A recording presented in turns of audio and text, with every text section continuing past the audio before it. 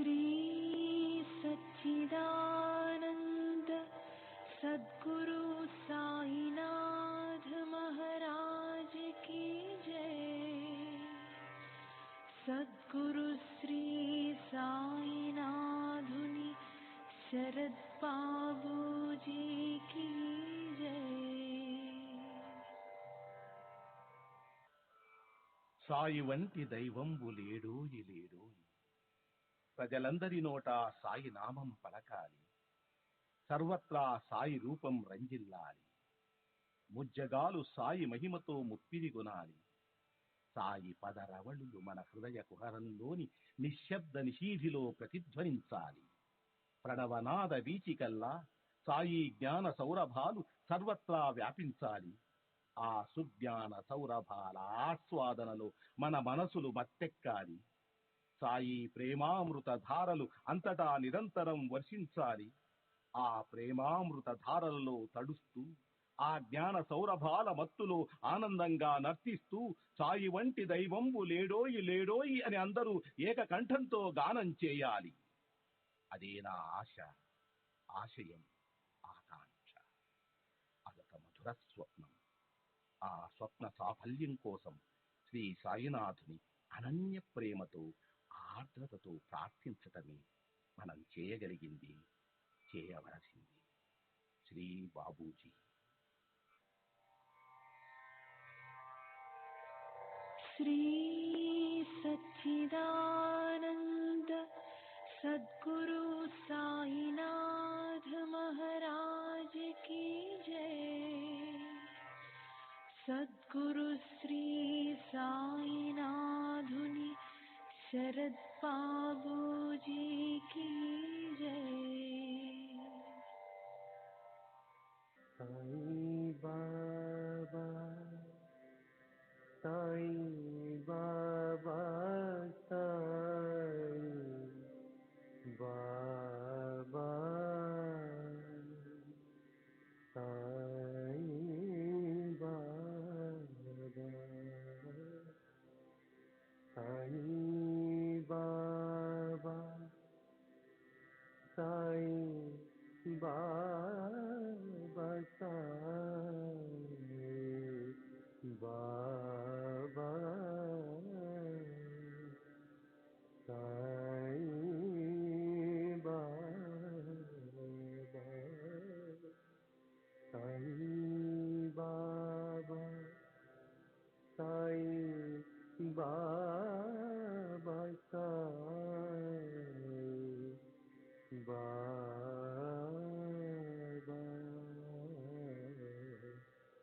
साईं बाबा, साईं बाबा,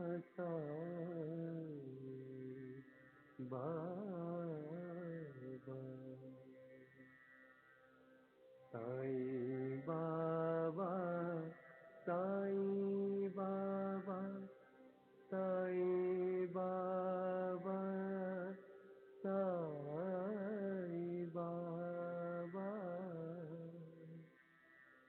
साईं बाबा, साईं बाबा, साईं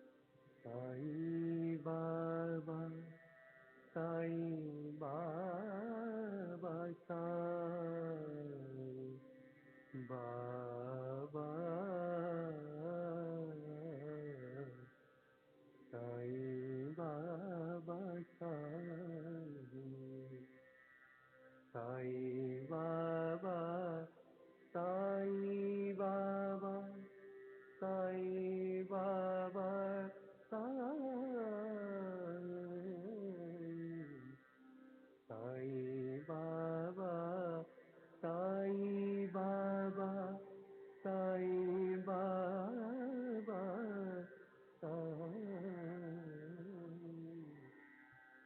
साईं बाबा साईं बाबा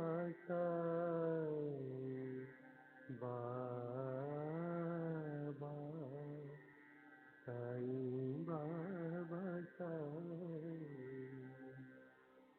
साईं बाबा साईं बाबा साईं बाबा साईं बाबा साईं बाबा साईं बाबा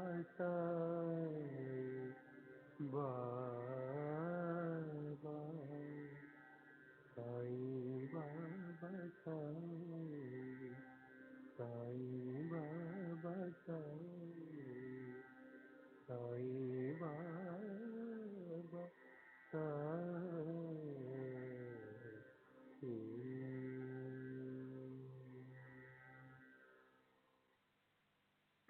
साईं बाबा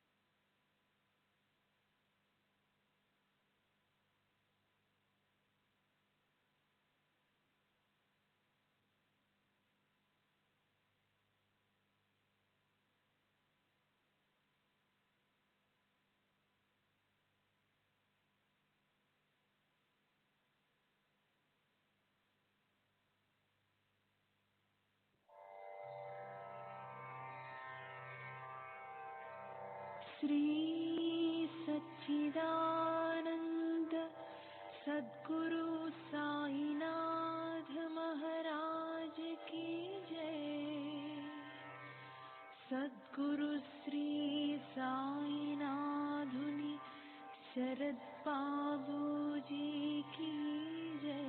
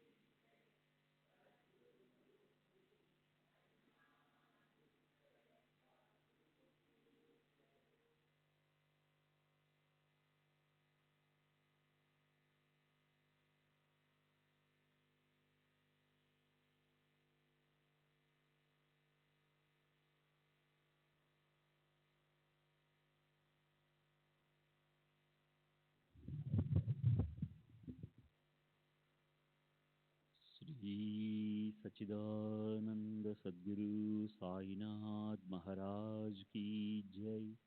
सद्गुरु श्री साईनाथ शरद बाबू जी की जय।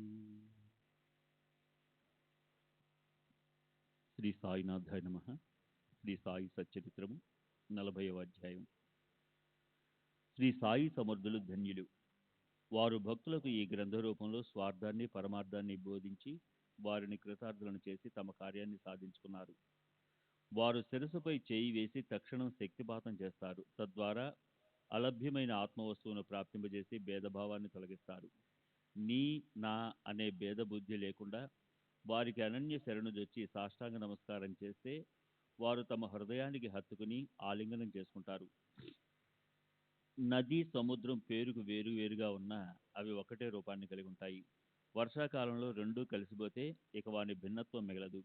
అట్లే భక్తి భావంతో సద్గురు సాయినాథునికి అనన్య శరణుజొచ్చితే వారు భక్తుల భక్తిని గమనించి తమ శక్తిని ప్రసాదిస్తారు. జయ జయ దీనదయాళు, భక్తులను ఉద్ధరించే పరమ ప్రేమమయ, మీరు అఖిల బ్రహ్మాండాన్ని వ్యాపించి ఉన్న విశేషంగా షిరిడీలో ఉంటున్నారు. నేలపై తిరగలిని ఉంచి కాళ్ళు చాపుకొని తిరగలి పిడిని గట్టిగా బిగించి ధాన్యం గింజలను విసురుతున్న సత్పురుషుని చూచి నా మనసు ఆశ్చర్యానికి లోనైంది. అది ఈ గ్రంథానికి మూల కారణం. పాతకాలను దహించి వేసే వారి లీలలను వర్ణించాలని నాకు ప్రబలమైన సంకల్పం కలిగింది. నారాయణుడు స్వయంగా ప్రసన్నమవుతాడు. ఎందుకంటే నారాయణునికి తన మీద కంటే భక్తునిపై ప్రేమ. కనుక తన భక్తుని ఎవరైనా కీర్తించడం లేదా అతని గుణాలను వర్ణించడం ఇష్టం. ఈ మాట నిరాధారమైన సజ్జనులైన శ్రోతలకు సందేహం కలగవచ్చు. అలా అనుమానం కలిగితే భవిష్యోత్తర పురాణంలో త్రిపురారి చెప్పిన దానిని గమనించండి. ఇదంతా సాయి యొక్క ప్రేరణ అయినా లౌకిక రీతిని పాటించడానికి భక్తుల శ్రేయస్సు కొరకు ఈ రచనను ఆమోదించారు. అప్పటి నుండి శ్రీ సాయిలీల మాసపత్రికలో నెల నెలా సాయి సమర్థుని కథలను శ్రోతలు చాలా ప్రేమతో పఠించారు. ఈ కథలను ఆమోదించేవారు సాయియే. వారే నా బుద్ధిదాత. మూల చైతన్యాన్ని ప్రేరేపించేది వారే. వారి కథలను వారే చెప్తారు. ఈ హేమాడు తన బుద్ధితో వ్రాస్తున్నాడని పొరపాటుగానైనా తలవద్దని, గుణదోషాలు నాకు అడ్డగట్టవద్దని శ్రోతలకు విన్నవించుకుంటున్నాను. మంచి గుణాలు ఉన్నా సాయివే, దోషాలు కనిపించినా వారివే. నేను సాయి చేతిలోని సూత్రం ఆడించినట్లు ఆడే బొమ్మను మాత్రమే. సూత్రధారి తన చేతిలోని సూత్రంతో అనేక రకాల చిత్ర విచిత్రమైన రంగురంగుల దృశ్యాలను కథకు అనుగుణంగా ఆడిస్తారు. ఇక ఈ ప్రస్తావన చాలిస్తాను. క్రొత్త కథా విశేషం ఏమిటని శ్రోతలు ఉత్సుకతతో ఉన్నారు కదూ. ఇప్పుడు గురువు మరియు వారి భక్తుల మహిమను గానం చేస్తాను. గత అధ్యాయాన్ని ముగించేటప్పుడు తరువాతి అధ్యాయంలో స్మరణకు వచ్చిన దానిని చెప్తానని అన్నాను. అట్లే ఇప్పుడు స్ఫురించిన దానిని వినండి. మధురమైన ఈ కథను శ్రోతలు శ్రద్ధగా ఆలకించాలి. భక్తులు ప్రేమగా భోజనం పెడితే సాయికి సంతోషం. కన్నతల్లికి పసిబిడ్డలపై ప్రేమ. అట్లే భక్తులకు సాయి ప్రత్యక్ష కన్నతల్లి. వారు ఎక్కడున్నా సరే పరుగున వస్తారు. వారి రుణాన్ని ఎవరు తీర్చుకోగలరు? శరీరంతో షిరిడీలో వ్యవహరిస్తున్నా వారు త్రిలోకాలలో సంచరిస్తుంటారు. ఈ విషయంలోని మధుర వృత్తాంతాన్ని ప్రశాంతంగా వినండి. సాయి పాదాలైన నిష్టగల భక్త శ్రేష్ఠుడు బాలాసాహెబ్ దేవ్. అతని తల్లి అందరికీ శుభం కలగాలని నిష్టగా వ్రతాలను ఆచరించేది. ఆమె అనేక వ్రతాలను ఆచరించింది. కానీ వ్రత సమాప్తికి ఉద్యాపన మిగిలిపోయింది. వ్రతాలన్నీ ముగిశాక ఉద్యాపన చేయాలి. లేకపోతే అసంపూర్తిగా చేసిన వ్రతానికి పుణ్యం కలగదు. వ్రతాలు 25-30 ఉంటాయి. వీని ఉద్యాపనకు దేవు 100-200 మంది బ్రాహ్మణులను భోజనానికి ఆహ్వానించాడు. ఉద్యాపనకు ఒక తిథిని నిర్ణయించుకుని ఈ ఉద్యాపనకు రమ్మని బాబాను ప్రార్థించమని జోగుకు ఉత్తరం రాశాడు. మీరు రాకపోతే ఈ ఉద్యాపన పూర్తి కాదు.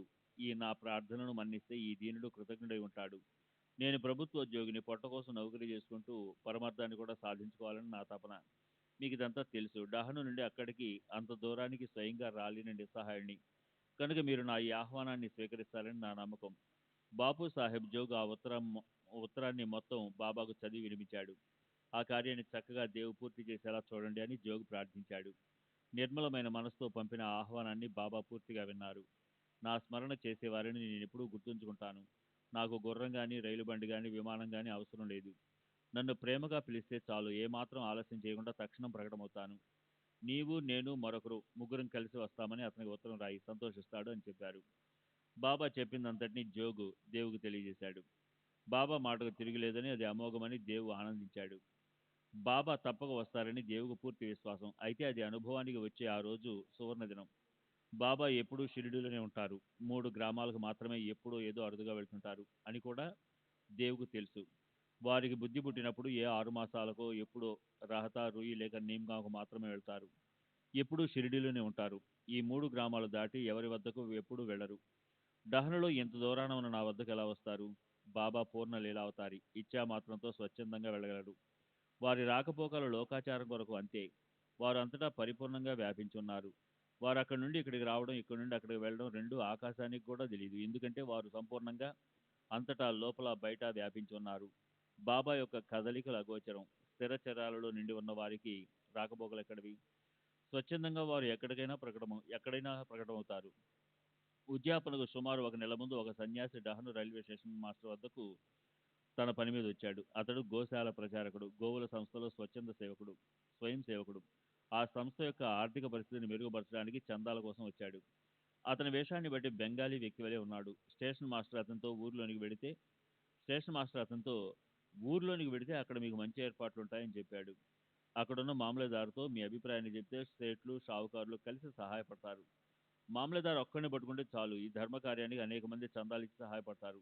మీరు నిశ్చింతగా వెళ్ళండి అని ఉపాయం చెప్పాడు. అలా స్టేషన్ మాస్టర్ లోపల చెప్తున్నప్పుడు బయట గుర్రం కాలి డెక్కల చప్పుడైంది. మామలేదారే స్వయంగా అక్కడికి వచ్చి స్టేషన్ లోపలికి వెళ్ళాడు. స్టేషన్ మాస్టర్ను కలుసుకోవడానికి గదిలోని ప్రవేశించాడు. సన్యాసితో, ఇదిగో మామలేదారు ఇక్కడికే వచ్చాడు. మీరు అతడితో ఇప్పుడు ఏం చెప్పదలుచుకున్నారో చెప్పండి. దైవవశాత్తు మీకు ఇక్కడే కలిశాడు అని మాస్టర్ చెప్పాడు. సన్యాసి తను వచ్చిన విషయాన్ని మామలేదారుతో మనవి చేశాడు. తరువాత ఆ ఇద్దరు బయటకు వచ్చి అక్కడే ఒక పెట్టె పైన కూర్చున్నారు. సన్యాసి అతనితో, ఈ కార్యాన్ని మీరే ఎలా అయినా సాధించాలి. గోరక్షణ ధర్మ కార్యం. మీరు స్వయంగా పూనుకుంటే తప్ప పరాయి మనిషినైన నాతో ఈ పని అసలు ఏమాత్రమైనా అవుతుందా? మీరు తాలూకాకు అధికారి, నేను బేకారిని. గోవుల క్షుద్బాధను నివారించడానికి ప్రజల ఇళ్లకు గడప గడప తిరిగేవాణ్ణి. మీరు సిఫారసుగా ఒక్క మాట చెప్తే నా పని త్వరగా అవుతుంది. మీకు గోమాత ఆశీర్వాదం, కీర్తి ప్రతిష్టలు లభిస్తాయని వేడుకున్నాడు. సన్యాసి ప్రార్థనలు విని మామలేదారైన దేవ్ అతనితో, ఊరిలో ప్రస్తుతం వేరే పని కోసం చందాల వసూలు పూనుకున్నాం. దీనులపై దయగల రావు సాహెబ్ నరోత్తమ్ సేటు తెలివిగలవాడు. ఇప్పుడే ఎంతో కష్టపడి ఒక జాబితాను తయారు చేస్తున్నాడు. ఇక మీ చందాలకు అవకాశం ఎక్కడుంది చెప్పండి. ఈ సమయం మీకు ఉపయోగకరం కాదు. తర్వాత చూద్దాం. మీరు 3-4 నెలలు ఆగి ఈ ఊరికి రండి, అప్పుడు చూద్దాం. ఇప్పుడు అసలు లాభం లేదని చెప్పాడు. సన్యాసి అక్కడి నుండి వెళ్ళిపోయాడు. 1 మాసం గడిచాక కాబోలు అతడు టాంగా బండిలో మరలా డహాన్కు వచ్చాడు. దేవు ఇంటి ఎదురుగా వకీలు పరాంజపే ఇల్లు. అక్కడే టాంగాను ఆపి దిగాడు. సన్యాసి బండి దిగడం దేవు చూశాడు. మునుపు చందాల కోసం వచ్చిన మనిషి సమయానికంటే ముందుగానే వచ్చాడని అనుమానించి దేవు కొడుకుతో చెప్పాడు. 1 నెలన్నా పూర్తి కాలేదు, ఇప్పుడు ఇక్కడికి ఎందుకు వచ్చినట్లు? మునుపు చెప్పిన విషయాన్ని మర్చిపోయాడా అని నా మనసులో సంశయం. సన్యాసి అక్కడే బండి దిగి కొంతసేపు అయ్యాక దేవు ఇంటికి వచ్చి ఏమన్నాడు వినండి. అప్పుడు 10 గంటల వేళ బ్రాహ్మణులు భోజనం ఆరంభించే సమయం. దేవు ఇంట్లో హడావిడినంతా చూసిన సన్యాసి దేవుతో, నాకు డబ్బు తొందరలేదు, నేను డబ్బు కోసం రాలేదు, ఈరోజు మాకు భోజనం కావాలని అన్నాడు. దేవు చాలా సంతోషం, ఈ ఇంటిని మీదిగా భావించి రండి అని చెప్పాడు. అప్పుడు మా వెంట మరో 2 అబ్బాయిలు కూడా ఉన్నారని సన్యాసి చెప్పాడు. మరీ మంచిదని దేవు అతనితో, మీరు ఎక్కడ బస చేశారో చెప్పండి, భోజన సమయం ఎప్పుడు కబురు చేస్తానని దేవు అన్నాడు. అదేం అవసరం లేదు, ఎప్పుడు రావాలి, మీరు ఎన్ని గంటలకు హాజరవమంటే అప్పుడు వస్తాము అని సన్యాసి అన్నాడు. 12 గంటలకు అబ్బాయిలను వెంట పెట్టుకుని వచ్చి భోజనాన్ని స్వీకరించండి అని దేవు అతనితో చెప్పాడు. సన్యాసి వెళ్ళిపోయి సరిగ్గా 12 గంటలకు తిరిగి వచ్చి ముగ్గురు భోజనానికి కూర్చుని యథేచ్ఛగా తృప్తిగా తిన్నారు. శ్రీ సచ్చిదానంద సద్గురు సాయినాథ్ మహారాజ్ की जय. सद्गुरु श्री साईनाथ शरद बाबू जी की जय.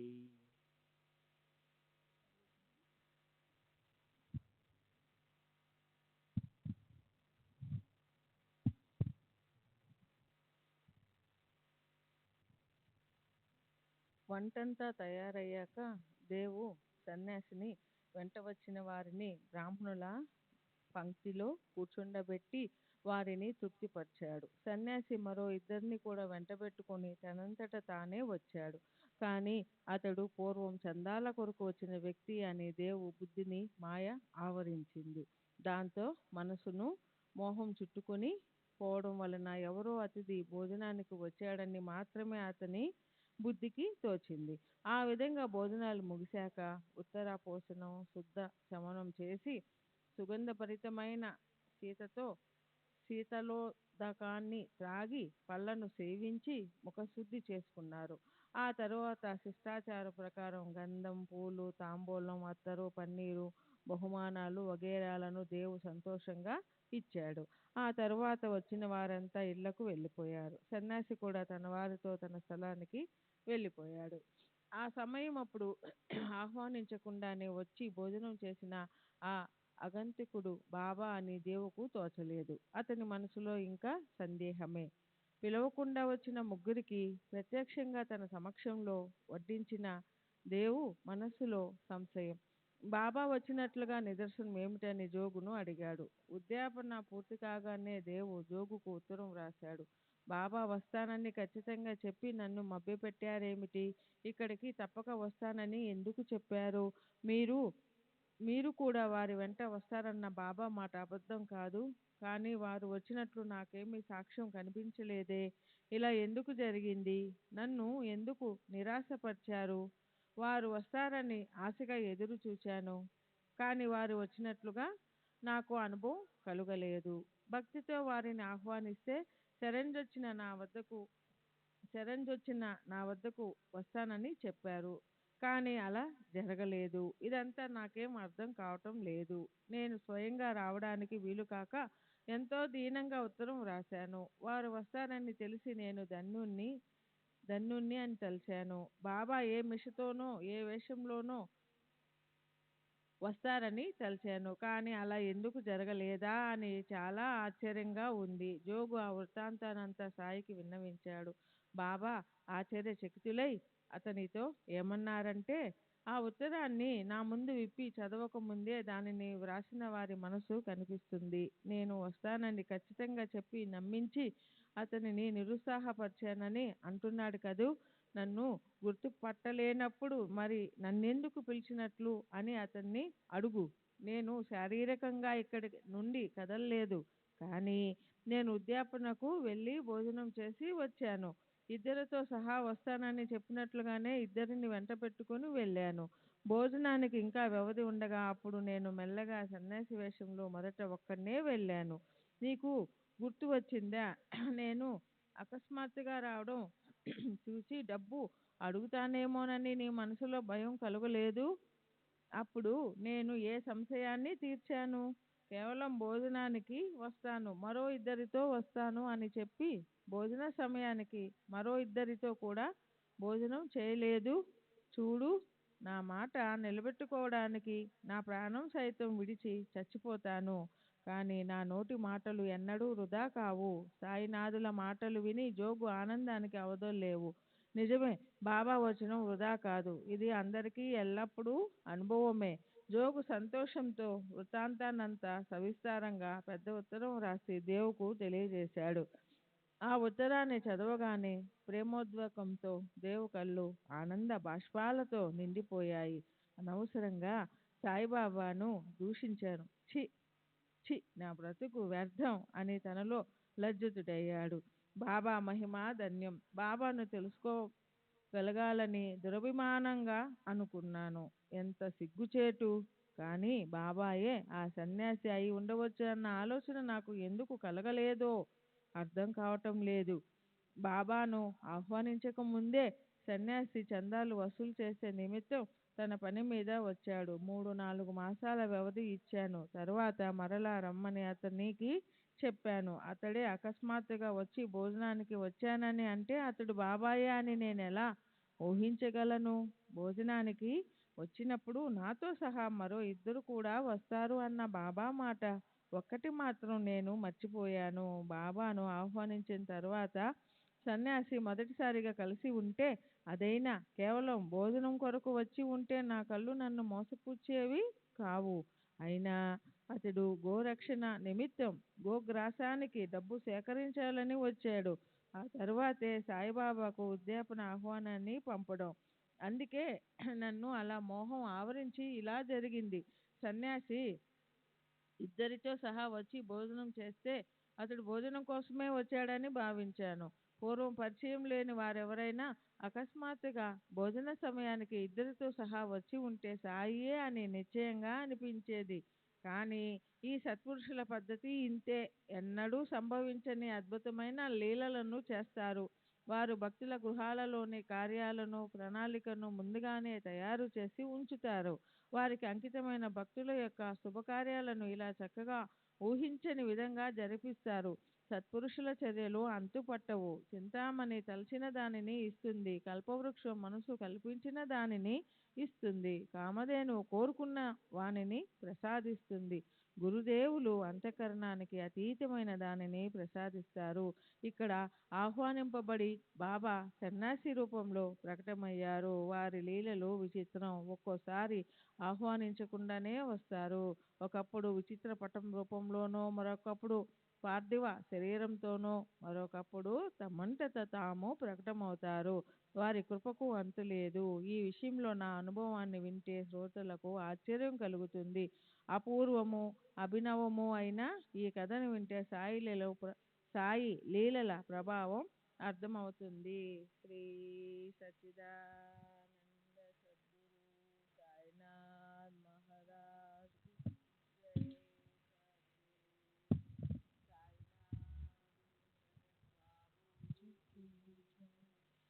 ఇది నిజమైన కథేనా లేక కల్పించబడినదా అని దీనిని ఎవరికి తోచినట్లు వారు అనుకొని మీరు మాత్రం సాదరంగా శ్రవణం చేయండి.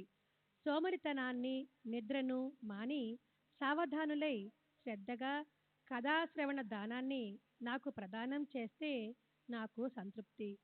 చింతలను దుఃఖాలను విడిచి ప్రశాంతమైన మనసులతో శ్రవణం చేస్తే అది లాభిస్తుంది. శ్రవణం తరువాత మననం, నిధిధ్యాసనం, ఆ పైన సాక్షాత్కారం అయితే ఈ అన్నింటికీ శ్రవణమే ఆధారం. అదే అన్నింటికీ సారం. శ్రవణం ద్వారా భవాన్ని తరించడం ఖాయం. క్రీస్తు శకం 1917వ సంవత్సరం ఫాల్గుణ శుద్ధ పౌర్ణమి నాడు శయ్యపై నిద్రిస్తుండగా తెల్లవారుజామున నాకు కల వచ్చింది. సాయి యొక్క ఈ చర్యను గమనించండి. చక్కని సన్యాసి రూపంలో బాబా నాకు దర్శనమిచ్చి నన్ను మేల్కొలిపి నేను ఇవాళ భోజనానికి వస్తాను అని చెప్పారు. స్వప్నంలో మేలుకోవడం అదంతా కూడా స్వప్నమే. కారణం, నేను మేల్కొని కలను గుర్తుకు తెచ్చుకున్నాను. కళ్ళు తెరిచి చూస్తే ఆ స్థలంలో సాయి లేరు, ఎవరూ లేరు. క్షణానికి ముందు అది స్వప్నమే, అసలు మెలకువ స్థితి కాదు. స్వప్నంలోని విషయాన్ని కొంచెం కూడా మర్చిపోకుండా అక్షరం అక్షరం గుర్తుకు తెచ్చుకున్నాను. నేను ఇవాళ భోజనానికి వస్తాను అని సాయి స్పష్టంగా చెప్పిన మాటను విని నాకు చాలా ఆనందం కలిగింది. ఈ విషయాన్ని భార్యకు తెలియచేశాను. మనసులో నిరంతరం సాయినే స్మరిస్తూ ధ్యానిస్తూ ఉండడం ఎప్పుడూ అలవాటు. 7 ఏళ్ళు వారి సహవాసంలో ఉన్నా వారు భోజనానికి వస్తారని ఎప్పుడూ ఆశించలేదు. ఇవాళ హోలీ పండుగ, ఒక పావుసేరు బియ్యం ఎక్కువగా వండడం గుర్తుంచుకో అని భార్యతో చెప్పాను. అలా చెప్పగా ఆమె కారణాన్ని అడిగింది. ఈరోజు పండుగ కదా, బంధువులు భోజనానికి వస్తున్నారని చెప్పాను. ఆమె తీవ్రమైన జిజ్ఞాసతో ఎవరు వస్తున్నారని అడిగింది. అసలు విషయం చెప్తే నేను అపహాస్యం పాలవుతాను అని నాకు బాగా తెలుసు. అయినా అసత్యాన్ని పలుకరాదని ఆమెకు నిజాన్ని ఎంతో శ్రద్ధగా చెప్పాను. ఇదంతా శ్రద్ధా విశ్వాసాలపై ఆధారపడి ఉంటుంది. నిజమైన అబద్ధమైన వారి వారి మనోభావాలను అనుసరించి ఉంటుంది. ఆమెకు నమ్మకం కలగాలని ఎంత ప్రయత్నించినా ఆమెకు విశ్వాసం కలగలేదు. బాబా షిరిడీ నుండి ఇంత దూరం ఎందుకు వస్తారు? మన హోళీ పండుగ భోజనంలో విశేషమేముంది? షిరిడీలోని మృష్టాన్న భోజనాలను వదిలి మన సాధారణ భోజనాన్ని సేవిస్తారా అని ఆమె అన్నది. ఆ విధంగా ఆమె అనగా, ఒక పావు ఎక్కువగా వండడానికి నీకేం శ్రమ? నీకు పావు బియ్యానికి లోటుందా? సాయిబాబా ప్రత్యక్షంగా అతిథిలా వస్తారని నేను నీకు చెప్పలేదు. ఎవరో ఖచ్చితంగా వస్తారని మాత్రం నా నమ్మకం. నీవు ఎలా అనుకున్నా సరే నేను వారిని సాయి సమానులుగా భావిస్తాను. ప్రత్యక్షంగా సాయేనని భావిస్తాను. నా స్వప్నం నిజమై తీరుతుంది అని చెప్పాను. అలా సంభాషించుకున్నాం. ఆ తరువాత మధ్యాహ్న సమయాన యథావిధిగా హోలీ పూజ ముగిసింది. భోజనానికి విస్తర్లు వేశారు. పుత్రులు, పౌత్రులు, కూతురు, అల్లుడు, బంధుమిత్రులు మొదలైన వారు పంక్తులలో పీటలపైన కూర్చున్నారు. చక్కగా రకరకాల రంగురంగుల ముగ్గులు వేశారు. ఒక ముఖ్య పంక్తిలో మధ్యన సాయిబాబాకు ఒక పీట వేసి ఒక పళ్ళెంలో అందరితో పాటు వడ్డించారు. పళ్ళెం చుట్టూ రంగురంగుల ముగ్గులు వేశారు. అందరి దగ్గర చెంబు, పంచపాత్ర, ఉద్దరిని ఉంచారు. అప్పడాలు, వడియాలు, వడపప్పు, ఊరగాయ, పెరుగు పచ్చడి, రకరకాల కూరలు, పాయసం వగైరా చాలా తయారయ్యాయి. 12 కాగానే ఒక్కొక్కరు మడికట్టుకొని వచ్చి భోజనానికి పీటలపైన కూర్చున్నారు. వేరే వారెవరూ రాలేదు. అన్ని పళ్ళెముల్లో నిండుగా రొట్టెలు, అన్నం, పప్పు అవి వడ్డించారు. అక్కడ ఏ లోటు లేదు. మధ్య పళ్ళెం వద్ద మాత్రం అతిథి లేకుండా స్థలం ఖాళీగా ఉంది. ఎవరైనా అతిథి అథవా బంధువు రావచ్చు అని ఎదురు చూశాం. అలా ఎంతసేపని ఎదురు చూస్తాం? నా మనసులో అనుమానం. నేను వెళ్ళి తలుపు గడియ పెట్టాను. వెంటనే అన్నశుద్ధికి నేతిని వడ్డించారు. వైశ్వానరుడైన అగ్నిదేవునకు నైవేద్యం అర్పించే సమయాన ప్రాణాహుతిని ఇవ్వబోతుండగా మెట్ల వద్ద చప్పుడు. రావు సాహెబ్ ఎక్కడా రావు సాహెబ్ ఎక్కడా అన్న మాట వినిపించేసరికి అందరూ వారి స్థలాలలో నిశ్శబ్దంగా కూర్చుండిపోయారు. ఎవరో వచ్చారని నేను వెళ్ళి మెల్లగా తలుపు గడియ తీసేసరికి మెట్లపైన ఇద్దరు వ్యక్తులు కనిపించారు. వారిలో ఒకరు అలీ మొహమ్మద్, రెండో వారు మౌలానా శిష్యుడు ఇస్ము ముజావర్. ఇద్దరూ సంతోషంగా ఉన్నారు.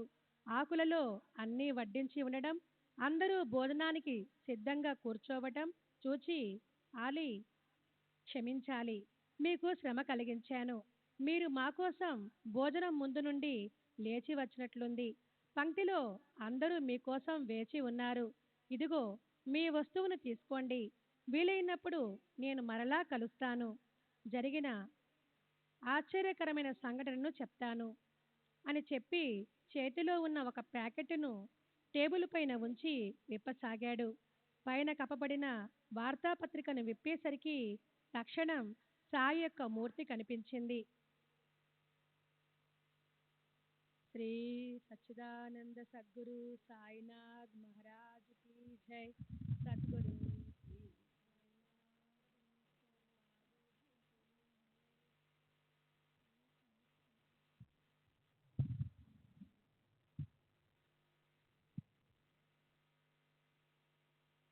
సాయి యొక్క మూర్తి కనిపించింది. నా మనవిని మన్నించి ఈ వస్తువుని మీ వద్ద ఉంచండి అని అతడు అన్నాడు. సాయిబాబా చిత్రాన్ని చూసి నా శరీరం రోమాంచితమైంది. గద్గద హృదయంతో వారి చరణాల యందు శిరస్సునుంచాను. గొప్ప చమత్కారం జరిగినట్లు అనిపించింది.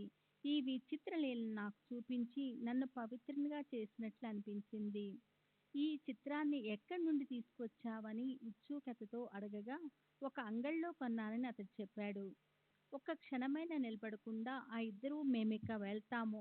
మీరు సుఖంగా ప్రశాంతంగా భోజనం చేయండి. ఇప్పుడు ఈ పటం గురించి చెప్పన ఆరంభిస్తే అనవసరంగా మీ భోజనాలకు ఆలస్యమైపోతుంది. మరొకప్పుడు నేను సావకాశంగా చెప్తాను అన్నాడు. అదే సమంజసమని నాకు అనిపించింది. సమయానికి సరిగ్గా బాబా పటం వచ్చినందుకు నాకు చాలా సంతోషము, ఆశ్చర్యము కలిగాయి. ఆ ఇద్దరికి కృతజ్ఞత చెప్పాను. ఇక మీరు వెళ్ళండి. ఈ పటము ఇక్కడికి ఇవాళే రావటం కారణం నేను తర్వాత మనవి చేస్తాను అని చెప్పాను. వారు వెళ్ళిపోయిన తర్వాత సాయిబాబా కొరకు ప్రత్యేకంగా మధ్యన ఏర్పాటు చేసిన పీట పైన పటాన్ని ఉంచాను. అందరికీ ఆనందం కలిగింది. సాయిలీల అమోఘము. వారు చిత్రపటం రూపంలో వచ్చి స్వప్నంలోని వారి మాట నిజమని నిరూపించారు. ఎవరైనా అతిథి వస్తే కనుక వచ్చిన ఆ వ్యక్తి పంక్తిలో కూర్చుంటారు అని తలచిన వారికి ఎంతటి ఆశ్చర్యం కలిగిందో. పటంలోని అందమైన మూర్తిని చూసి అందరికీ పరమానందం కలిగింది. అనుకోకుండా ఇది ఎలా సంభవించిందా అని అందరికీ ఆశ్చర్యము.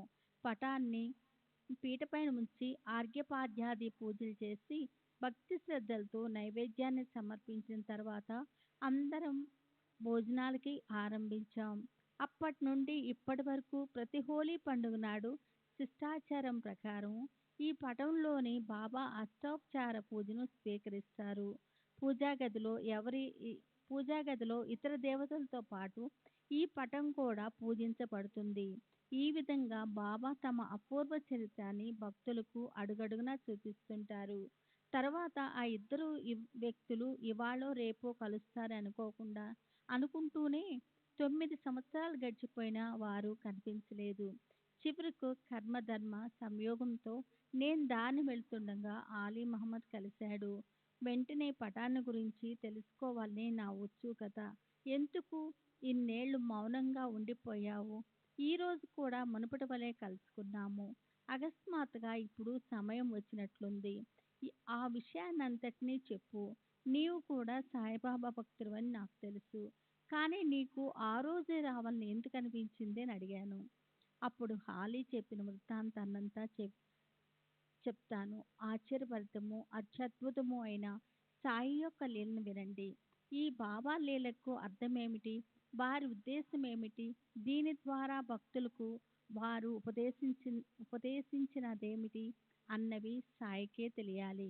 ఈ లీలలు శ్రేయస్సును కలిగించేవి కనుక వారిని మనం కేవలం చెవులతో వినటం లేదా నోటితో గానం చేయాలి. తర్వాత అధ్యాయంలో మిగతా కథను వినిపిస్తాను. అమోఘమైన సాయి చరిత్ర విన్న శ్రోతలు ఆనందాన్ని పొందుతారు. ద్వేష భావం లేని సాయి ఆనందగనుని అనవచ్చనుని అహర్నిశలు ఆరాధిస్తే మనస్సు వాసనారహితమై ప్రశాంతిని పొందుతుంది. చాతక పక్షి తన స్వార్థం కోసం వర్షాన్ని కోరుకుంటుంది, కానీ మేఘం సకల సృష్టి కోసం వర్షిస్తుంది. బాబా సాహెబ్ దేవ్ బాబాను ఆహ్వానించాడు. బాబా భక్తులను కూడా పిలిచారు.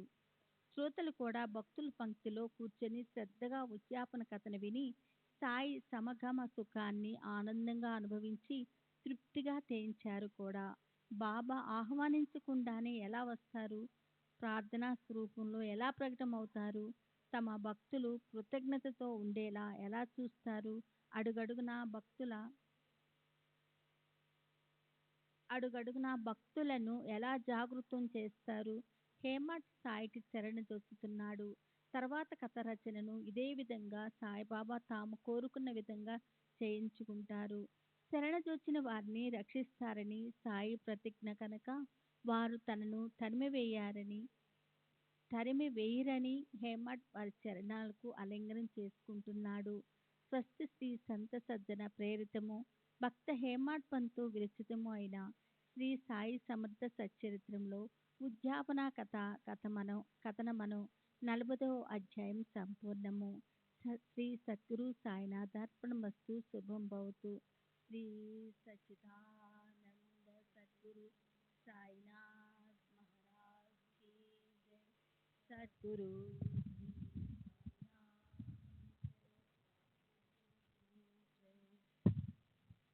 శ్రీ సాయి సచ్చరిత్రము 41వ అధ్యాయం.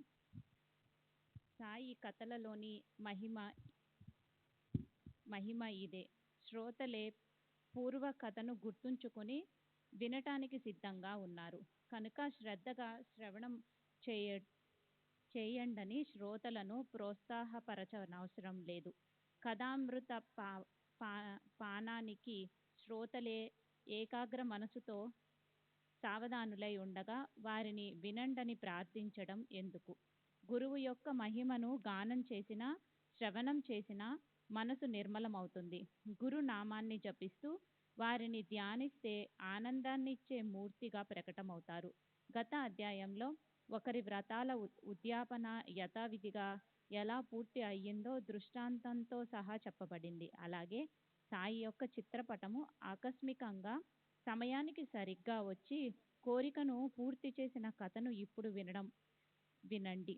ఒక హోలీ పండుగ నాడు సాయిబాబా నా స్వప్నంలో కనిపించి, నేను ఈరోజు భోజనానికి వస్తాను అని చెప్పి నా మనసులోని కోరికను తీర్చడం. ఈ కథను ఇదివరకే సవిస్తరంగా చెప్పాను. అయితే ఆ బాబా పటం ఆ సమయానికి వచ్చిన చమత్కారాన్ని ఈరోజు శ్రద్ధగా వినండి. ఆ కథను అలీ మహమ్మద్ చెప్పగా నాకు పరమాశ్చర్యం కలిగింది. ఇది కూడా అత్యంత వినోదకరమైన బాబా లీలయే. ఈ అలీయే ఆ హోలీ రోజున మధ్యాహ్నం మేము సరిగ్గా భోజనానికి కూర్చున్న సమయాన బాబా పటాన్ని తెచ్చి నన్ను ఆనందింపచేశాడు. ఇది జరిగిన కథ. ఇప్పుడు శ్రోతలు పావనమైన సాయి చరిత్రలోని తరువాతి కథను శ్రద్ధగా వినండి. రసభరితమైన ఈ కథను వినటానికి శ్రోతలు ముందుగానే సావధానంగా ఉన్నారు. వక్త సాయి చరణాలలో లీనమై ఉన్నారు. సాయి చరిత్ర మహిమాన్వితమైనది. బాబా మూర్తీభవించిన పరోపకారం. వారు పరోపకారం కొరకు తమ శరీరాన్ని శ్రమ పెడతారు. ఎప్పుడు నిర్వైర భావంతో సత్కర్మాలనే చేస్తారు. మంచి కానీ చెడు కానీ ఎటువంటి పరిస్థితుల్లోనైనా శరీర కర్మలు శరీరాన్ని విడువవు కనుక మనోవృత్తిని ప్రేమపూర్వకంగా గురుచరణాల వైపు మరలించాలి. అప్పుడు ఎవరు ఎలా తమ భక్తుల యోగక్షేమాలను అవిశ్రామంగా చూస్తారు అన్న విషయాన్ని గురుచరణాల యందు ప్రేమ ఉంచి గమనించండి. అత్యుత్తమమైన అనుభవాన్ని పొందండి. అటువంటి ఉత్తమ స్థితి కోరితే లభించేది కాదు. గురువును కీర్తిస్తే ఆరాధిస్తే లభిస్తుంది. మహాప్రయత్నంతో లభించినది కూడా గురు కృపాబలంతో ప్రాప్తిస్తుంది. దురభిమానంతో బాబాను పరీక్షించాలని వచ్చిన వారంతా కూడా అభిమానాన్ని వదిలి దర్శనానందంతో సుఖంగా వెళ్ళారు. యశస్సు, శ్రీ ఔదార్యం, జ్ఞానం, వైరాగ్యం, శాంతి, ఈ షడ్గుణ ఐశ్వర్యాలు సంపూర్ణంగా ఉన్న నారాయణుని వలె సాయిబాబా సంపూర్ణ భగవంతుడు. మనం ఎంతటి భాగ్యవంతులం! చైతన్య గనులైన సాయిబాబా ఏ పూజార్చనలు, భజనలు లేకుండానే మనకు దర్శనమిస్తారు. భక్తి ఉంటేనే భగవంతుడు అని అంటారు. మనకు ముక్తి ఉందా? లేదు. అయినా ఈ సాయి మహారాజు దీనుల ఎడ దయా స్వభావాన్ని కలిగి ఉన్నారు. ఆలీ చెప్పిన కథనంతా శ్రోతలు వింటే సాయి యొక్క శక్తి మరియు వారి లీలామృతం మనకు అవగతమవుతాయి. ఒకరోజు ముంబై నగరంలో దారి వెంట నడుస్తుండగా అందమైన పాఠాలను అమ్ముతున్న వ్యాపారిని చూశాను. అవలియాలని, మహాత్ములవి, సత్పురుషులవి అనేక రకాల అందమైన పటాలు ఉన్నాయి. అందులో ఎవరెవరి ఉన్నాయి అని వారిని చూడాలనిపించింది. అందువలన ఒక్కొక్క పటాన్ని చూస్తుండగా అన్నింటికంటే ఆకర్షణీయంగా ఉన్న ఈ పటం నాకు నచ్చింది. పైగా వారు నా అధైర్యం, నా ఆరాధ్య దైవం. అసలే నాకు సాయి యందు అభిమానం. వారి పటం నా కళ్ళ ఎదుట పడేసరికి తీసుకోవాలన్న కోరిక కలిగింది. వెంటనే వెలను చెల్లించాను.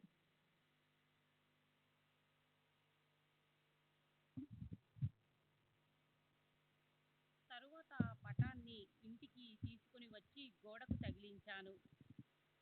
బాబాపై నాకు చాలా ప్రేమ. రోజు ఆనందంగా దర్శనం చేసుకునేవాణ్ణి. మీకు ఫోటోను ఇచ్చిన 3 మాసాలకు ముందు నా ఆరోగ్యం బాగాలేక నా బావమరిది వద్ద ఉండేవాణ్ణి. నూర్ మహమ్మద్ పీర్బాయ్ నాకు బావమరిది. నా కాలు వాచిపోగా శస్త్రచికిత్స జరిగింది. ఆ అనారోగ్య పరిస్థితిలో నేను 3 నెలలు అతని వద్ద ఉన్నాను. ఆ 3 నెలలు నా ఇంట్లో ఎవరూ లేరు. ప్రసిద్ధులైన బాబా అబ్దుల్ రహమాన్, మౌలా సాహెబ్, మహమ్మద్ హుస్సేన్, సాయిబాబా మరియు తాజుద్దీన్ బాబాలు ఆ స్థలాన్ని విడవలేదు. వీరందరివి మరియు ఇతర పటాలు కూడా నా ఇంట్లో చక్కగా గోడపైన ఉండేవి. కాలచక్రం వీరిని కూడా వదిలిపెట్టలేదు. నేను అక్కడ ఆ పరిస్థితిలో ఉన్నప్పుడు పటాలకు శని పట్టింది. ఎందుకో సృష్టించబడిన ప్రతి వస్తువు నశించక తప్పదు కదా, తప్పదులా ఉంది. అటువంటి పరిస్థితిలో సాయిబాబా మాత్రం ఆ దుస్థితిని ఎలా తప్పించుకున్నారు అన్న విషయం నాకింతవరకు ఎవరూ చెప్పలేకపోయారు. ఈ విషయంలోని పూర్తి కథను వింటే మీకు ఆశ్చర్యం కలుగుతుంది. అంతుపట్టని బాబా లీలలు స్థిర చరణాల్లో వ్యాపించి ఉన్న వారి శక్తి తెలుస్తుంది. బాబా అబ్దుల్ రహమాన్ అనే సాధువు యొక్క చిన్న పటం మహమ్మద్ హుస్సేన్ దరియా అన్న వారి వద్ద ఉండేది. అతడు నాకొక ప్రతిని చాలా ఏళ్ల క్రితం ఇచ్చాడు. నేను దాన్ని నా బావమరిదికి ఇచ్చాను. ఎందుకంటే అతడు బాబా అబ్దుల్ రహమాన్కు అంకితమైనవాడు. 8 ఏళ్ల వరకు పటం అతని బల్ల సొరుగులో ఉంది.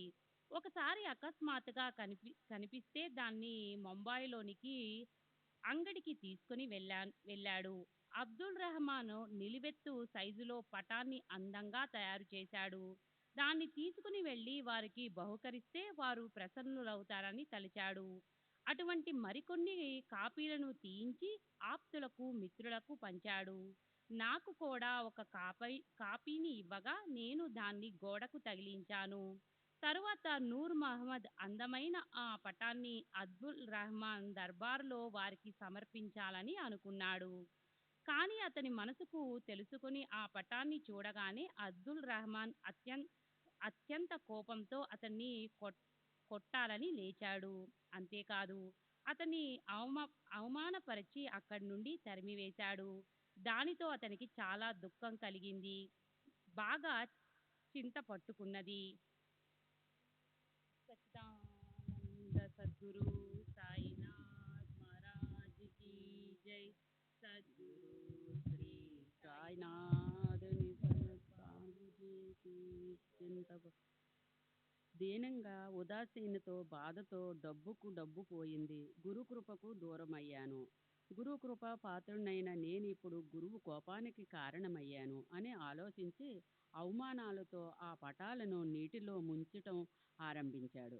ఇక సాధువుల పటాలు ఇంటిలో ఉండరాదు. వీని వల్లనే గురువు ప్రేమకు దూరం అయ్యాను.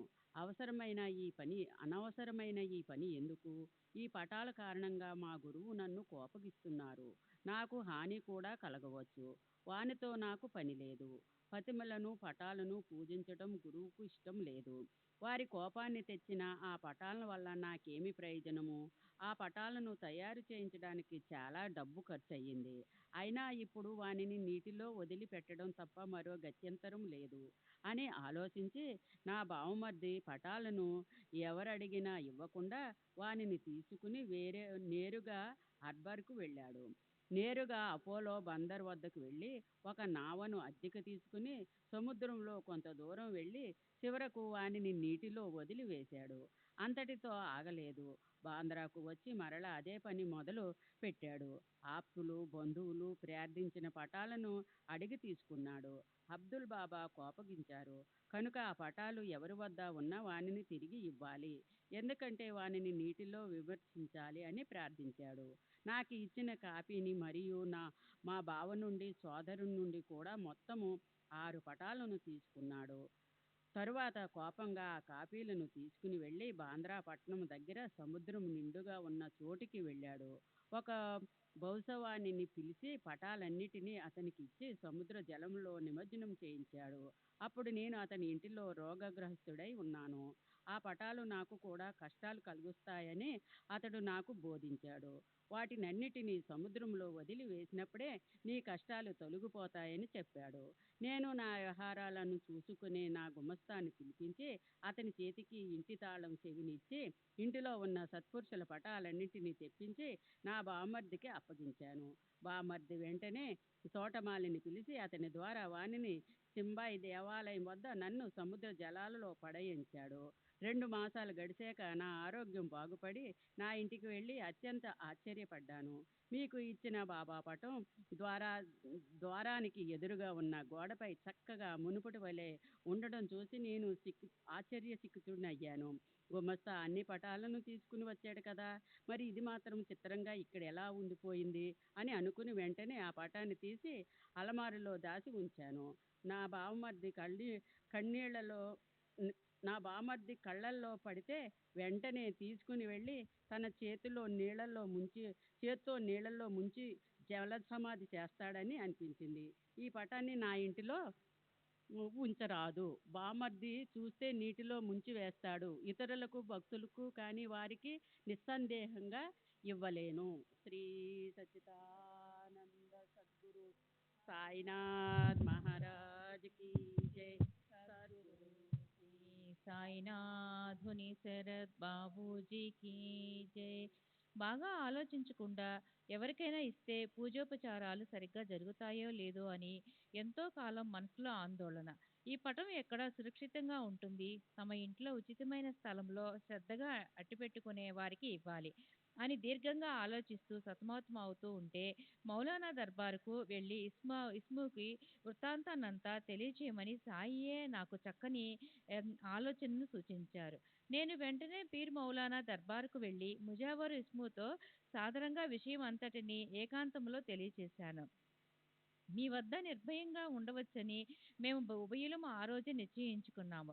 ఈ సాయి సమర్థుని పటం మీ వద్ద సురక్షితంగా ఉంటుందని, దానిని మీ వద్దనే ఉంచాలని, స్వయంగా వచ్చి మీకు సమర్పించాలని అనుకున్నాము. ఆ నిశ్చయం ప్రకారం పటాన్ని మీకు ఇచ్చాం. అప్పుడు మీరు భోజనానికి సిద్ధంగా ఉండటం చూచి మేము వెంటనే తిరిగి వచ్చేశాం. ఇంత కథను వినటానికి అప్పుడు మీకు తీరిక లేదు. సావకాశంగా చెప్పవచ్చని నేను వచ్చేశాను. ఇవాళ రేపు అని అనుకుంటూ మొత్తం 9 ఏళ్లు గడిచాక అకస్మాత్తుగా ఇవాళ ఇద్దరం కలుసుకున్నాము. గతించిన విషయాలను గుర్తుకు తెచ్చుకున్నాము. మీ వింత స్వప్నం గురించి మీరు చెప్పారు. ఇది నా అపూర్వ కథతో సంబంధం కలిగి ఉంది. నిజంగా ఈ లీల అద్భుతమైనది కదూ. ఇప్పుడు శ్రోతలు మరో కథను సావధాన చిత్తులై వినండి. ప్రేమికులైన భక్తులను బాబా అత్యంత ప్రేమతో ఎలా చూసేవారు? పరమార్థం మందు నిజమైన శ్రద్ధ గల వారి యందు బాబాకు చాలా అభిమానం. అట్టి వారి సకల కష్టాలను తొలగించి వారికి ఆత్మానందాన్ని ప్రసాదిస్తారు. ఈ విషయంలోని మధురమైన అనుభవం బాలాసాహెబ్ దేవ్ కోరికను తీర్చి అతని వ్రతాన్ని నెరవేర్చి అతనికి భక్తిని ప్రసాదించారు. పగలు ఉద్యోగం చేయకపోతే దేవుకు జీవనం గడవదు. కానీ రాత్రిపూట పరమార్థ సాధనకు ఎందుకుండాలి? ఎంతో కాలం నుండి నిత్యం జ్ఞానేశ్వరిని పఠించాలని దేవు కోరిక. కానీ ఏదో ఒక విఘ్నం వలన అతనికి అది సాధ్యం కాలేదు. ప్రతిరోజు నియమంగా భగవద్గీతలోని ఒక అధ్యాయాన్ని పఠించినట్లే జ్ఞానేశ్వరిని కూడా ఏ అంతరాయం లేకుండా పఠించలేకపోయేవాడు. ఇతర గ్రంథాలను నియమంగా చదువుతాడు, కానీ జ్ఞానేశ్వరిని పఠించాలని అతని కోరిక తీరలేదు. ఒకసారి దేవు 3 మాసాలు సెలవు తీసుకుని షిరిడీకి వెళ్ళాడు. అక్కడి నుండి తిరిగి పౌండూలోని తన ఇంటికి వచ్చి సుఖంగా విశ్రాంతి తీసుకోవాలనుకున్నాడు. శ్రీ సచ్చిదానంద సద్గురు సాయినాథ్ మహారాజ్ కీ జై. సద్గురు శ్రీ సాయినాథ్.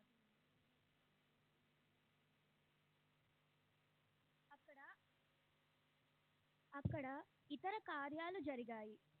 నియమంగా చదివే ఇతర గ్రంథాలను పఠించాడు, కానీ జ్ఞానేశ్వరిని పఠించాలన్న అతని కోరిక తీరే కాలం రాలేదు.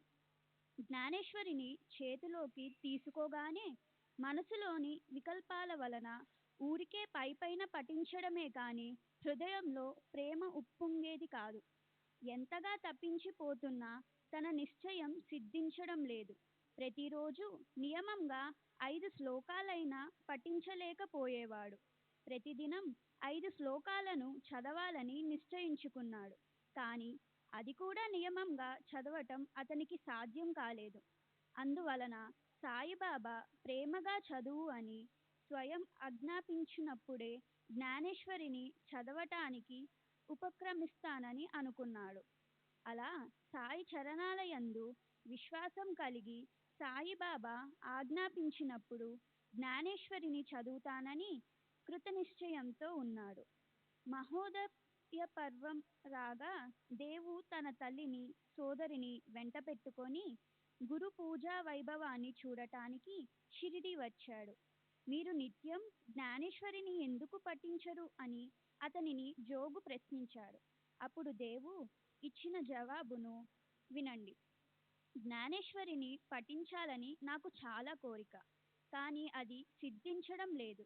ఇక బాబా చదువు అని ఆజ్ఞాపిస్తే అప్పుడే చదువుతాను.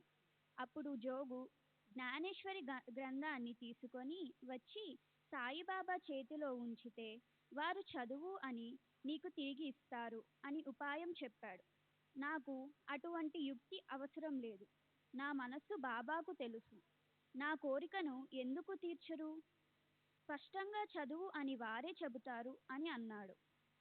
సాయి సమర్థుని దర్శన చేసుకున్నప్పుడు దేవు వారికి 1 రూపాయిని సమర్పించాడు. బాబా ఒక్కటే ఎందుకు 20 తీసుకురా అని అతనికి చెప్పారు.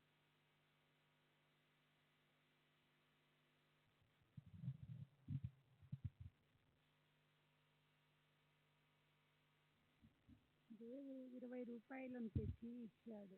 రాత్రి బాలకరాం కలిసినప్పుడు దేవు అతన్ని, బాబా కృపని ఎలా పొందావు అని పూర్వపు సంఘటన గురించి ప్రశ్నించాడు. దేవు హారతి ముగిసిన తర్వాత మీకు మొత్తం చెబుతానని అతడు మాటివ్వగా దేవు సరే అని అన్నాడు. 2వ రోజు దేవు మరలా మసీదుకు బాబా దర్శనానికి వెళ్ళగా బాబా అతన్ని 20 రూపాయలను అడిగాడు. దేవు సంతోషంగా ఇచ్చాడు.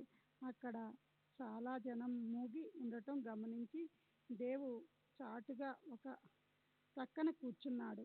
బాబా ఈ జనంలో ఇరుకు స్థలంలో అతను ఎక్కడున్నాడు అని ప్రశ్నించాడు. దేవు, బాబా ఇదిగో నేను ఇక్కడ ఉన్నాను అని జవాబిచ్చాడు. అప్పుడు బాబా సరే 7 ఎందుకు ఇచ్చావు అని అడిగాడు. రేపు 20 ఇచ్చాను.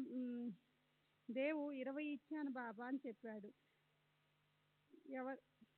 మరి డబ్బెవరిది అని బాబా ప్రశ్నించగా మీదే బాబా. శ్రీ సచ్చిదానంద సద్గురు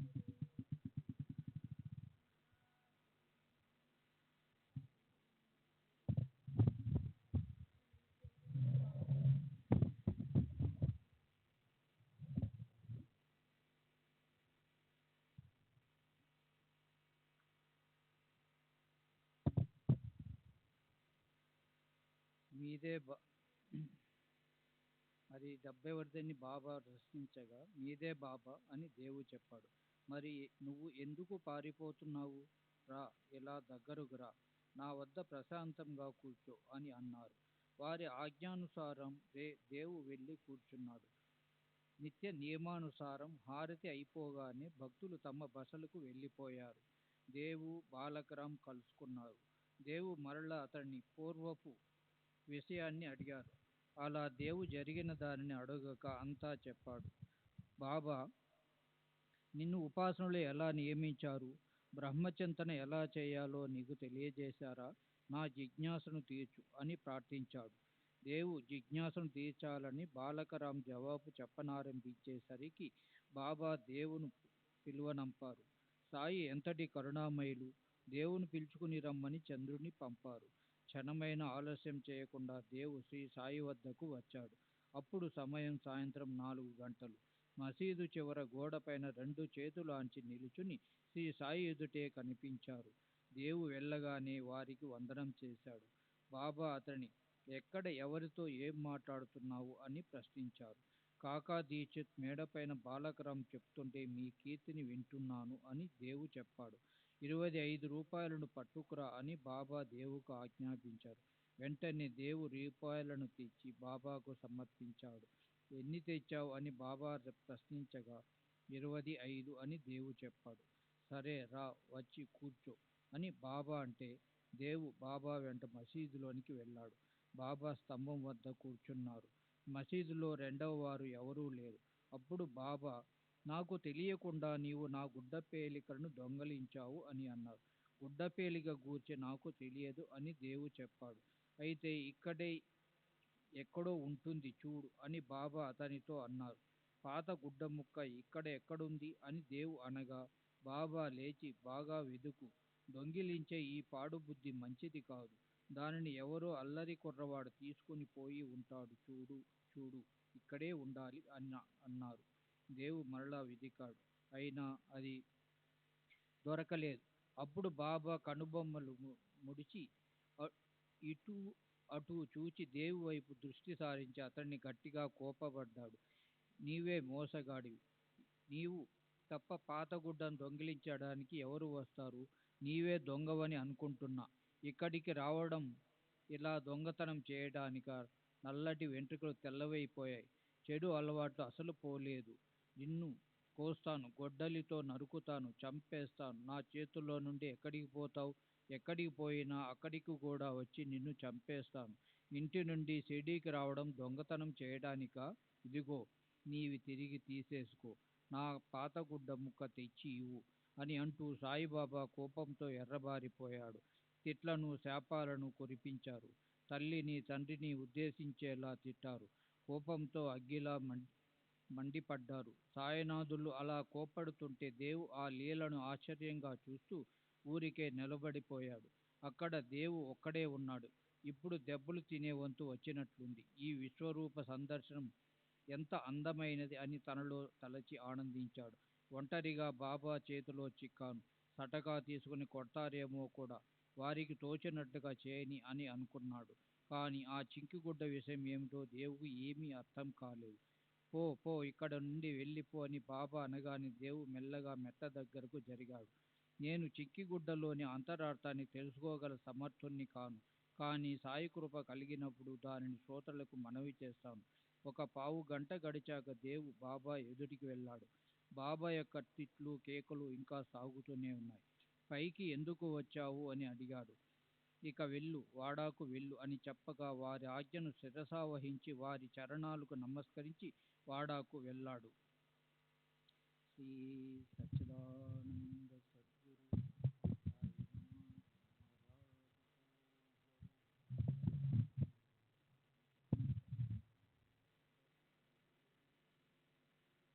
జరిగింది జరిగినట్టుగా విషయాన్నంతా యథార్థంగా జోగుకు బాలకరాంకు మనవి చేశాడు. అరగంట గడిచాక మళ్ళీ తిట్లు, శాపాలు, కేకలు. తర్వాత 4-5 గంటల సమయం అప్పుడు బాబాయ్ భక్తులను పిలువనంపాడు. దేవు కూడా అప్పుడు అక్కడికి వచ్చి అందరిలో కూర్చున్నాడు. ముసలాడి మనసు నొచ్చుకున్నట్లుంది అని శ్రీ సాయి అన్నారు. చింకుగుడ్డ కథ మాట ఏమిటో కానీ అతనిని తిట్లతో బాగా గాయపరిచాను. కానీ అతడు దొంగిలించాడు కదా మరి. గత్యంతరం లేక అనకుండా ఉండలేకపోయాను. అల్లా అంతా చూస్తాడు, అతన్ని అల్లాయే బాగు చేస్తాడు అని చెప్పి క్షమాశీలి అయిన శ్రీ సాయి, తమ్ముడు దక్షిణను ఇస్తావా అని అడిగారు. ఎంత తీసుకొని రాను అని దేవు అడిగితే 12 తీసుకొని త్వరగా రా అని చెప్పారు. దేవు వద్ద నోట్ల కాగితాలే కానీ చిల్లర రూపాయలు దొరకలేదు. ఆ విషయాన్ని బాబాతో చెప్పగా, పోనీలే, నాకు ఇప్పుడు అవసరం లేదు, ఉదయం నీవు 2 సార్లు ఇచ్చావు కదా, నాకు అది గుర్తులేదు అని అన్నారు. అయినా దేవు రూపాయలను తెచ్చి బాబాకు ఇచ్చి వారి పాదాలకు వందనం చేశాడు. అప్పుడు బాబా ఏమీ అన్నారో వినండి. ఏరా, నువ్వేం చేస్తున్నావు అని దేవుని ప్రశ్నించారు. ఏం లేదని చెప్పగా, నియమంగా గ్రంథాన్ని పఠించు అని దేవుకు ఆజ్ఞాపించారు. వెళ్ళి వాడాలో కూర్చుని నిత్యం నియమంగా గ్రంథాన్ని పఠించు, నీవు చదువుతూ భక్తిగా అందరికీ అర్థాన్ని తెలియచేస్తూ ఉండు అని చెప్పారు. నీకు చక్కటి జరీ శాలువాను ఇవ్వటానికి నేను ఇక్కడ కూర్చొని ఉండగా చింకి గుడ్డలను దొంగిలించడానికి ఎందుకు పోతావు? నీకు ఈ దొంగతనపు అలవాటు ఏమిటని అడిగారు. గ్రంథాన్ని పఠించు అని సాయి నోటి నుండి వచ్చిన మాట దేవుకు మనసులోని మాట అర్థమై అత్యంత ఆనందం కలిగింది. బాబా ఆజ్ఞానుసారం దేవు ఆ రోజు నుండి నిత్యం జ్ఞానేశ్వర్ని పఠిస్తూ అర్థాన్ని తెలియచెప్పనారంభించాడు. నా కోరిక ప్రకారం బాబా ఆజ్ఞ లభించింది. దాంతో నా చింత వదిలింది, ప్రతిజ్ఞ నెరవేరింది. ఇక నుండి జ్ఞానేశ్వర్ని చదివితే పారాయణంలో నియమం ఏర్పడుతుంది. ఇప్పుడు నేను గురు ఆజ్ఞాబద్ధుడను. ఇక జ్ఞానేశ్వరుడు నాకు ప్రసన్నమైనట్లే. ఇంతవరకు జరిగిపోయింది పోని, ఇక ముందు శ్రద్ధాపూర్వకంగా పఠిస్తాను. నా మనసే నాకు సాక్షి. ఆ పైన సాయి ఆజ్ఞ ప్రమాణం. ఆజ్ఞాబలంతో ఇక మీద నా గ్రంథ పారాయణ నిర్విఘ్నంగా జరుగుతుంది. బాబా, మీకు సాష్టాంగ నమస్కారం చేస్తున్నాను. అనన్య భావంతో శరణుజొచ్చిన ఈ బిడ్డను మీ ఒడిలోనికి తీసుకుని నాతో చదివించండి. చింకి గుడ్డ ఏమిటో నాకు అర్థమైంది అంటే నేను బాలకరాముని అడగటం, అది బాబాకు నచ్చలేదు. కనుకనే బాబా కోప్పడ్డారు. ఉపాసన గురించి, పరబ్రహ్మ చింతన గురించి నీకు బాబా ఎలా బోధించారు అని నేను బాలకరాముని అడగటం బాబాకు అసలు నచ్చలేదు. ఆ విషయాన్ని తెలియచేయటానికి నేను ఇక్కడ తత్పరతతో ఉండగా ఇతరులను అడగటం ఎందుకు అని వారు నన్ను బాధ పెట్టారు అని అనిపిస్తుంది. బాధించటం అన్నమాట కఠినంగా ఉంది. భక్తుల కోసం ప్రేమను కురిపించే బాబా కలలో కూడా భక్తుల బాధలను చూడలేరు. బాబాకు బాధించడం అనే మాట వర్తించదు. నన్ను వారు బాధ పెట్టలేదు, నాకు నేర్పించారు. నీ మనసులోని కోరికలను నేను స్వయంగా తీర్చాలి, కనుక ఎప్పుడూ దొంగిలించాల్సిన పని లేదు. సాయిబాబా పైకి క్రోధం ఆవేశించినట్లు కనిపిస్తారు, లోపల ఎప్పుడూ ప్రసన్నంగా ఉంటారు. పైకి సంతాపంతో బాధపడుతున్నట్లు కనిపించినా వారు లోపల సంతృప్తితో ఆనందంగా ఉంటారు. లౌకిక రీత్యా పైకి కోపాన్ని చూపించిన లోపల పరమానందంలో ఉంటారు. అటువంటి శ్రీ సాయి లీలా వైభవాన్ని గానం చేయడానికి ఎంతో భాగ్యం ఉండాలి. తమ స్వార్థాన్ని సాధించుకోవాలని తపన పడేవారు తమ శ్రేయస్సునే అభిలషిస్తారు. కనుక తిట్లను పుష్పవృష్టిలా భావిస్తారు. కర్ణ కఠోరంగానూ అశ్లీలంగానూ ఉన్న మాటలు దేవు మనసును విచలితం చేయలేదు. ప్రేమతో నిండిన అతని మనస్సుకు పువ్వులతో కొట్టినట్లు అనిపించింది. ఆవు పొదుగు బాగా పాలతో నిండి ఉన్న ఆ పాలు భాగ్యవంతులకే లభిస్తాయి. జోరీగలు పొదుగు వద్దనే ఉంటాయి, కానీ వానికి మురికి రక్తమే ప్రాప్తి. కమలాలున్న సరోవరంలో కప్పలు ఉంటాయి, కానీ ఆ కమలాల మకరందాన్ని తుమ్మెదలు దోచుకుంటే దౌర్భాగ్యపు కప్పలకు వృధయే ఆహారం. తుమ్మెదల భాగ్యానికి అంతులేదు. అట్లే మీరు భాగ్యవంతులు. మనం పరస్పరం కలుసుకున్నాం. మీకు తోచిన వారిని అడగండి, మీ సంశయాలను తీర్చుతాను అని సాయి చెప్పారు. నా మొండితనాన్ని చూడండి. బాబా స్వయంగా చదువు అని చెప్పే వరకు జ్ఞానేశ్వరి గ్రంథాన్ని తెరవను అన్న నా పట్టుదలను బాబా తీర్చారు అని దేవు అనుకున్నాడు. తల్లి గారాబంగా తన బిడ్డల మురిపాలను తీర్చినట్లే ఈ కథ భక్తిని మధురానుభవాన్ని కలిగిస్తుంది. బాబా చదువు అని చెప్పడంలో ఆగలేదు. సంవత్సరం తిరగకుండానే కలలో దర్శనమిచ్చి నా గురించి ఏమడిగారో వినండి. కీర్తిశకం. శ్రీ సచ్చిదానంద సద్గురు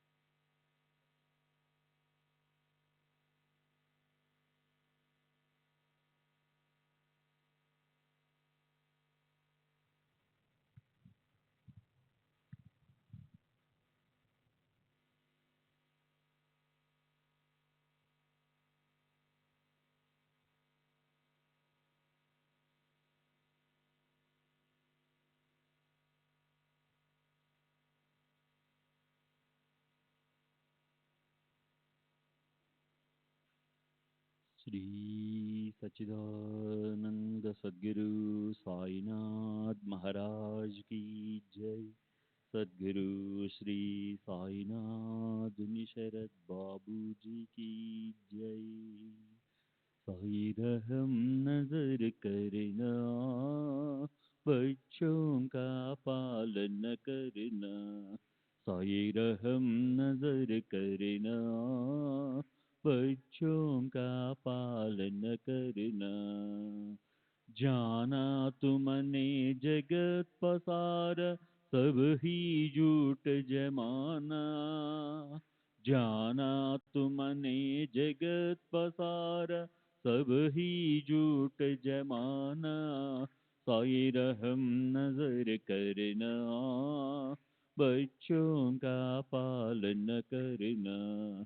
साई रहम नजर करना, बच्चों का पालन करना।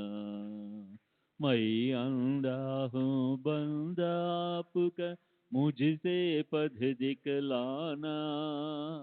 मैं अंधा हूँ बंदा आपका, मुझसे पथ दिखलाना।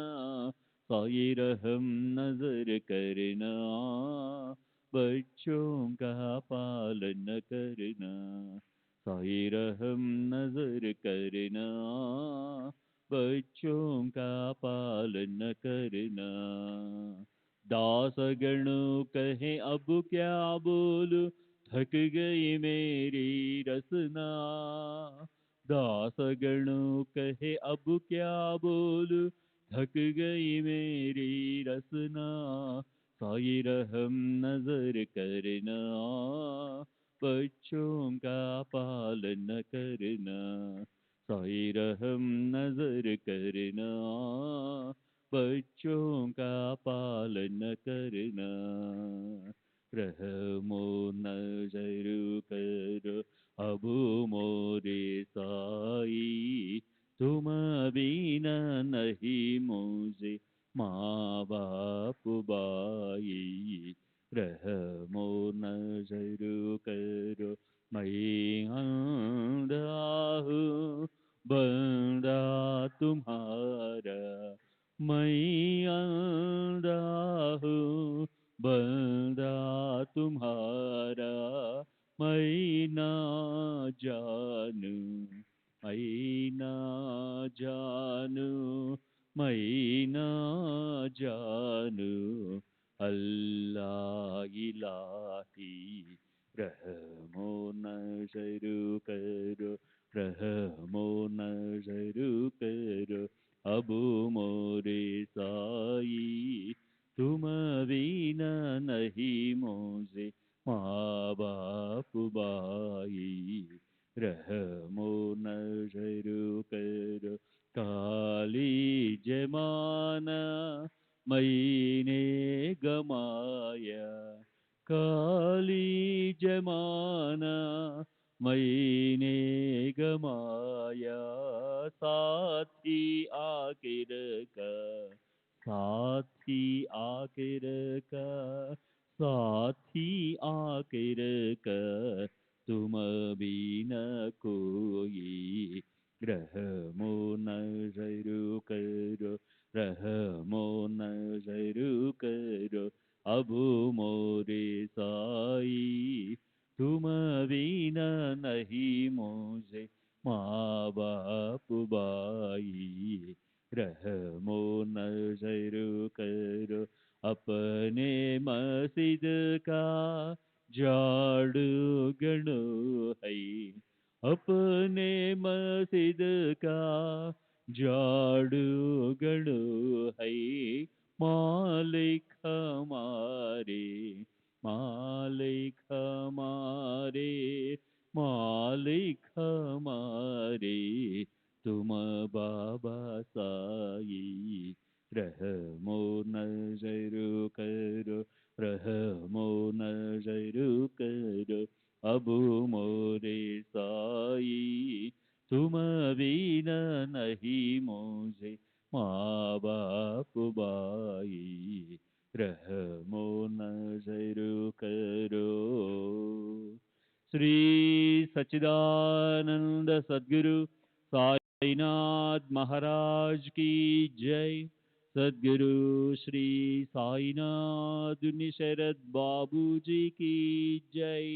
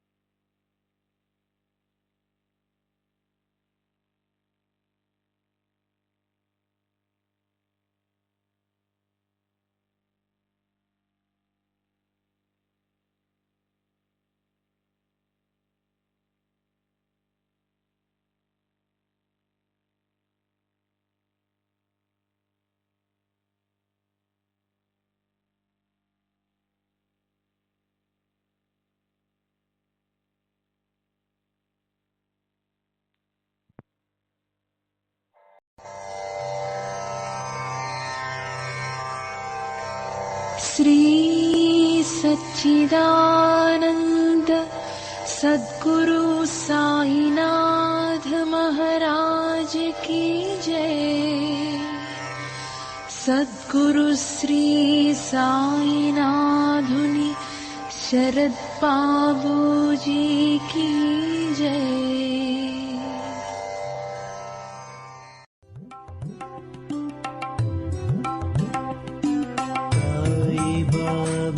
साई बाबा साई बाबा साई बाबा